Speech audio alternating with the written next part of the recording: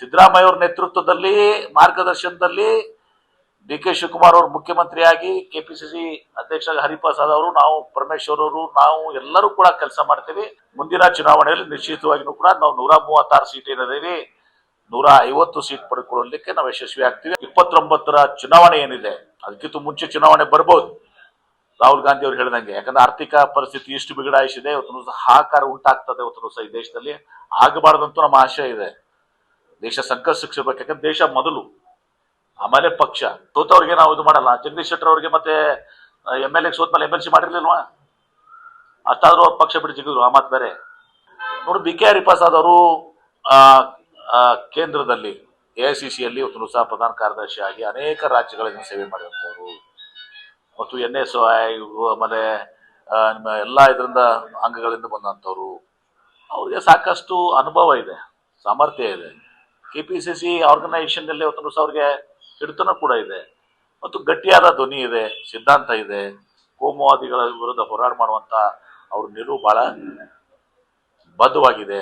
ಹೀಗಾಗಿ ಅವರು ಸಮರ್ಥವಾಗಿ ಇವತ್ತೊಂದು ದಿವಸ ಈ KPCC ಅಧ್ಯಕ್ಷರಾಗಿ ಆಗ್ತಾರೆ.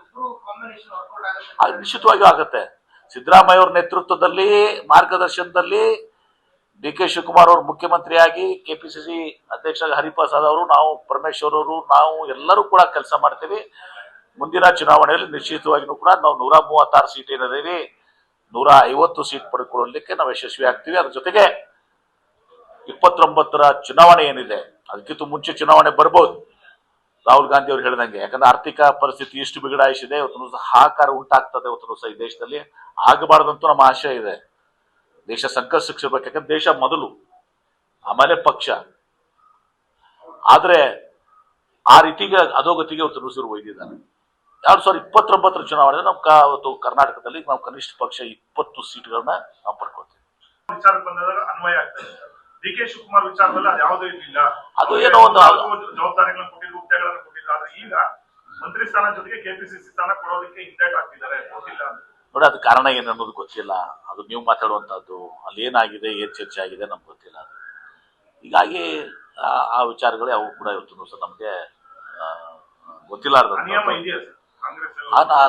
ಹಾಗೆ ಅಂತೇನಿಲ್ಲ. ಈಗ ಡಿ ಕೆ ಶಿವಕುಮಾರ್ ಹೇಳ್ತಿರಲ್ಲ, ಉಪಮುಖ್ಯಮಂತ್ರಿ ಆಗಿದ್ರು, KPCC ಅಧ್ಯಕ್ಷ ಆಗಿದ್ರು, ವಿಶೇಷ ಸಂದರ್ಭಗಳು ಇರ್ತವೆ. ಸೋತವ್ರಿಗೆ ನಾವು ಇದು ಮಾಡಲ್ಲ. ಜಗದೀಶ್ ಶೆಟ್ಟರ್ ಅವರಿಗೆ ಮತ್ತೆ MLA ಸೋತ್ಮೇಲೆ MLC ಮಾಡಿರ್ಲಿಲ್ವಾ? ಅಷ್ಟಾದ್ರೂ ಅವ್ರ ಪಕ್ಷ ಬಿಟ್ಟು ಜಿಗಿದ್ರು, ಆ ಮಾತು ಬೇರೆ.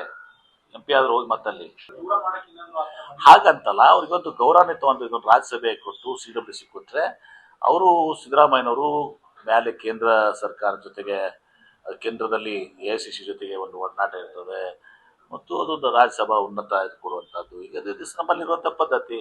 ಅದು ಸಿದ್ದರಾಮಯ್ಯನವ್ರಿಗೆ ರಾಷ್ಟ್ರ ರಾಜಕಾರಣದಲ್ಲಿ ಅವ್ರಿಗೆ ಆಸಕ್ತಿ ಇಲ್ಲ. ಹೀಗಾಗಿ ಅವರು ರಾಜ್ಯದಲ್ಲೇ ಇರಬೇಕು ಅಂತ ಹೇಳಿ 2 ವರ್ಷ ಅವಧಿ ಇದೆ, ಇಲ್ಲೇ ಇರ್ತೀನಿ ನಾನು ಅಂತ ಹೇಳಿದ್ರು. CWC ಮೆಂಬರ್ ಆಗಿ ಒಪ್ಕೊಂಡಿದ್ದಾರೆ. ನಮ್ಮ ಕಾರ್ಯಕ್ರಮಗಳನ್ನ ನೀವು ನೋಡ್ತಾ ಇದ್ರೆ ನಮ್ಮ ಚಾನೆಲ್ ಅನ್ನ ಸಬ್ಸ್ಕ್ರೈಬ್ ಮಾಡಿ, ಪಕ್ಕದ ಬೆಲ್ ಐಕಾನ್ ಒತ್ತಿ ನಮ್ಮನ್ನ ಬೆಂಬಲಿಸಿ.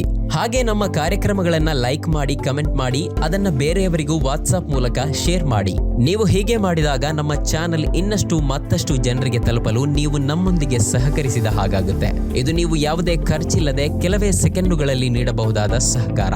ಧನ್ಯವಾದಗಳು.